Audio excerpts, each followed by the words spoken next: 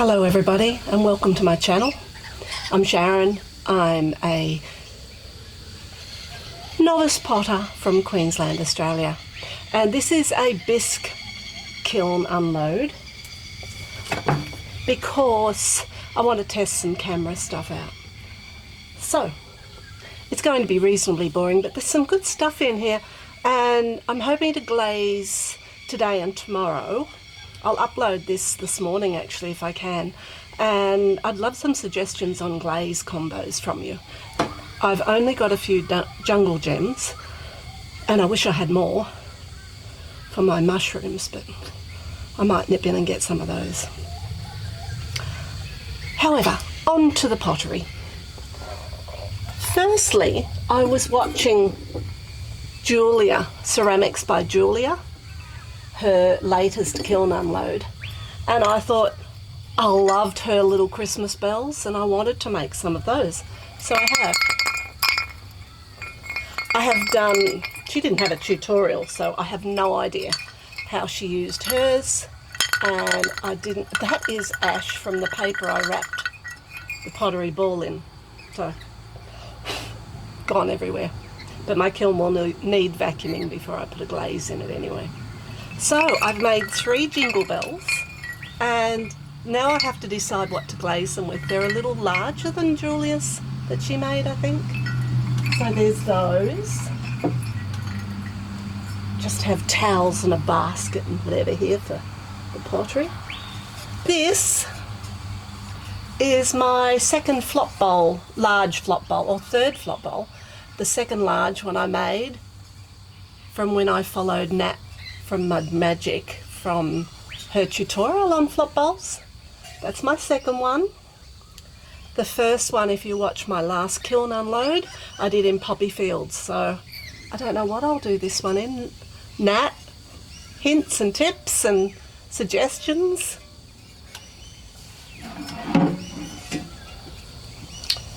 I have a couple of things in here that don't belong to me that I fired for a friend, because the community centre where I met her has shut down for Christmas, closed over Christmas, so they're not firing. So I've fired a couple of balls for her.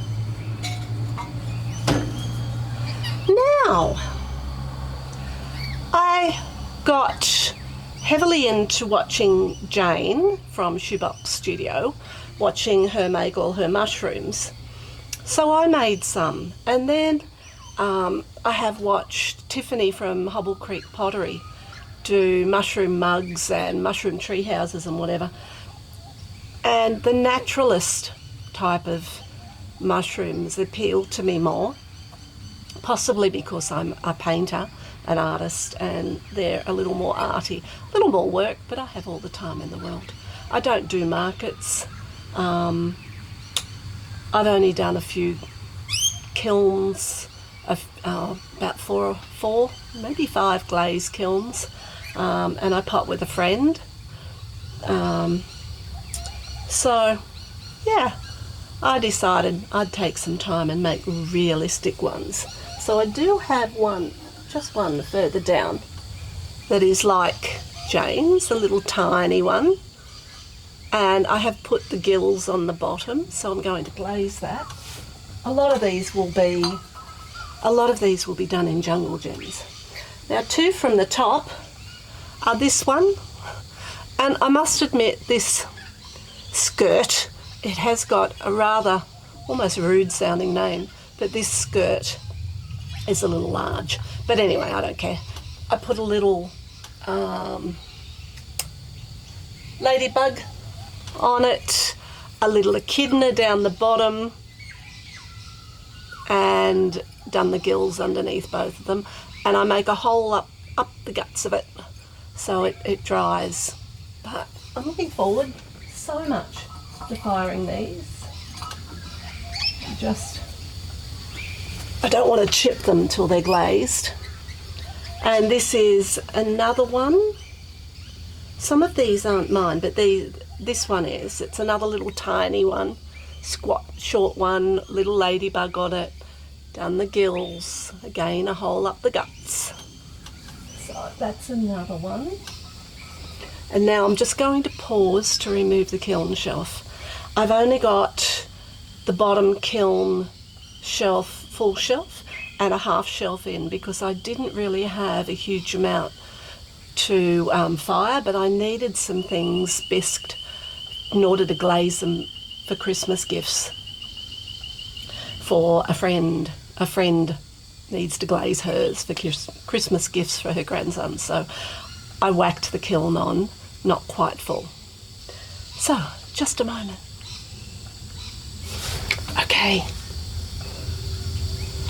Okay, back again. More mushrooms. There's lots of mushrooms in this one. This one is a little tiny one I did. Little tiny one with a little tiny skirt and just a folded up frilly bit on the edge of that one.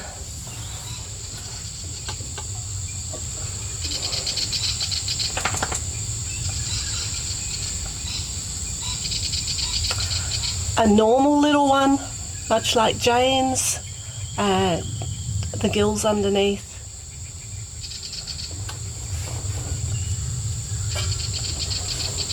Just going to throw a towel over that layer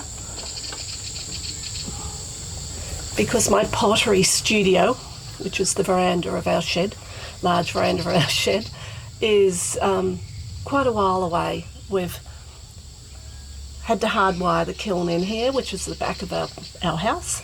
So I need them really well padded to take up there in a basket. Okay, this one, goodness me. This is one I threw everything at. It's a large mushroom. It has a little tiny mushroom on the side with spots. It has a snail and it has a tiny ladybug. And all the gills and the turned up bits and all the rest of it. I'm looking forward to doing this one. I didn't actually put my maker's mark on this one, I must have forgotten. I'll keep going with the last three mushrooms. This one isn't mine. I'm pretty sure this one will be Debbie's mushroom that she did, my friend. I'm actually not sure. It could be mine. I don't know whether Debbie did mushrooms or not, but I haven't put a maker's mark on it if it's mine, so I know the other one was. And this one's mine. I think all the mushrooms might have been mine, actually. So that one would be too. And this is just a short squat. Mushrooms come in all different shapes, sizes, varieties, and grow all weird, so a mushroom's a mushroom. Okay, that's it for mushrooms. I was also, oh no, it's not, I beg your pardon. And I think this one is the one Debbie did. She only did one. She put a little snail on the side and a nice chunky ladybird on the top, and she's done the gills and her maker's mark on the bottom. So that one's Debbie's. And I'm a bit concerned about that little, whatever you call the things on a snail. I think they're the eyes actually. But anyway, this antenna thing is stuck out and I'm really concerned. I'll put that well padded. I don't want to bump that off. Now, the other thing we were watching, and I actually can't remember who I was watching, but it was gnomes. I can't remember whether it was Tiffany from Hobble Creek or Jazz from Ceramics by Jazz. I think it was Jazz from Ceramics by Jazz. And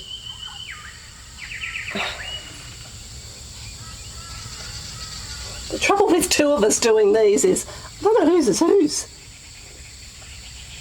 Oh, I know I did 3 gnomes. So these are mine. Because, yeah, that's got it in. And this will be the larger one I did. So that's the large one, the medium one, and the small one. Very cute. I could have sworn Debbie also did gnomes, so I'll have to have a look up there and see if I just didn't put them in, or... Oh, this one's Debbie's. I knew she did. Oh no, that one's mine as well. So the other larger one must be Debbie's, not mine. And this is my other one, because I've marked the bottom of all of mine. And Debbie obviously didn't get around to marking hers. Debbie works full-time, which I don't. So she only gets here every so often, and coming up to Christmas, not only has her work been busy, but her 4 young grandchildren, 2 of them not at school yet, have so many Christmas plays and graduations from kindergarten or preschool or whatever on that she's been attending to. So she's been flat out. I haven't seen her for 2 weeks. And so this is also Debbie's. One of her grandsons loves SpongeBob. So she's made a little SpongeBob SquarePants for him. So that's Debbie's. Now the other... Hang on. And I also whipped up a little tiny Christmas tree with a little droopy top to it. No idea why, but I did. It looks like it should be on a gnome. And actually I might make a gnome, and if it fits I might glaze them together. Who knows? Who knows? Or I might stick it on top of something else. I do have a vivid imagination. So heaven knows what I'll come up with as I get more into pottery. These are the 2 Santas that I had to get glazed for Debbie. She's put the boy's name on the furry bit for each of them.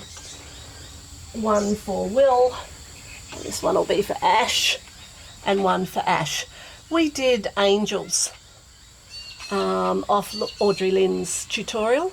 We did an angel for all our grandchildren, all our granddaughters, and for me, for my 2 daughters. And for the boys, we did all Santas. So that's her 2 Santas. And the other thing I was watching was Jazz from Ceramics by Jazz making houses. So I decided to make a little house. And my idea with this house, I've put a hole in the roof. My idea with this house is possibly to hang some leaves off it and make a wind chime out of that.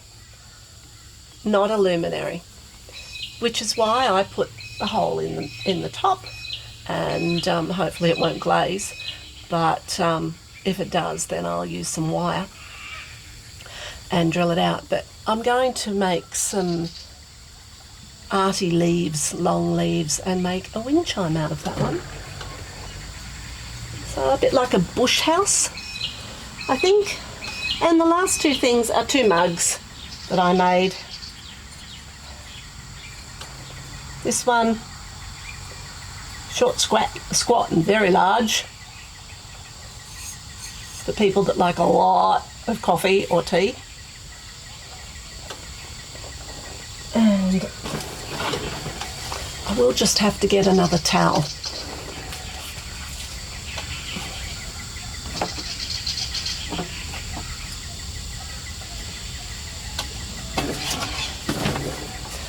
Okay. And this one, I actually chipped the edge of it as I was putting in, but I'm hoping I sort of rubbed it over, and it's my fault. I wasn't paying attention enough. So, and I like that mug, but I'm hoping the glaze will fill in that tiny little divot there, and you won't notice so much. I'll put a really thick glaze on that. These are still warm. I opened the kiln this morning. And this one, I decided the other day, because I'm fairly new to pottery, as I've said many times before, I decided to make another lidded jar. My husband has decided that he wants another jar to keep his tea bags in, because he drinks decaffeinated tea, and I don't. So made a lidded jar, and I'm going to have to it's got quite the knob on it, but he's a bloke, and I thought, well, it's a nice knob to grab, because men aren't terribly good at being delicate with things. So yeah, that will be for him, and I don't know what I'll glaze it with.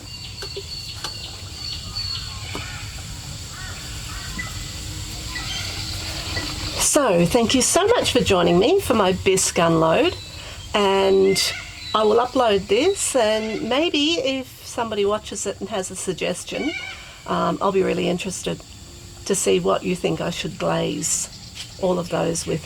I'm really torn with the bells, and of course it's too late to buy more glazes now, or pretty much too late to buy more glazes. We do have quite a collection, but I'll have to see. Vibric red for one, certainly, because they're Christmas bells.